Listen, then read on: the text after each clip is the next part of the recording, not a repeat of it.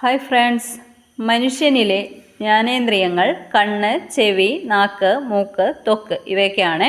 ഇന്ന് നമ്മൾ പഠിക്കുന്നത് കണ്ണിനെ കുറിച്ചാണ്. വളരെ ഇമ്പോർട്ടൻ്റ് ആണ്. ഒരുപാട് പ്രീവിയസ് ഇയർ ക്വസ്റ്റ്യൻസ് ഉണ്ട്. ഓക്കെ, കണ്ണിനെ കുറിച്ചുള്ള പഠനം ഓഫ്താൽമോളജി പ്രീവിയസ് ഇയർ ക്വസ്റ്റ്യൻ ആണ്.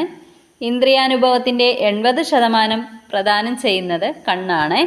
ഏറ്റവും കൂടുതൽ ദാനം ചെയ്യപ്പെടുന്ന മനുഷ്യാവയവം കണ്ണ് പ്രീവിയസ് ആണ്. കണ്ണിൻ്റെ ആരോഗ്യത്തിന് ആവശ്യമായ ജീവകം എ പ്രീവിയസ് ഇയർ ക്വസ്റ്റ്യൻ ആണ്. വ്യക്തമായ കാഴ്ചയ്ക്കുള്ള ഏറ്റവും കുറഞ്ഞ ദൂരം 25 സെൻറ്റിമീറ്റർ. കണ്ണുകൾ സ്ഥിതി ചെയ്യുന്ന തലയോട്ടിയിലെ കുഴികൾ അറിയപ്പെടുന്നത് നേത്രകോടാരം പ്രീവിയസ് ആണ്. കണ്ണുകളെ നേത്രകോടാരത്തിൽ ഉറപ്പിച്ചു നിർത്തുന്നത് ബാഹ്യ കൺപേശികൾ.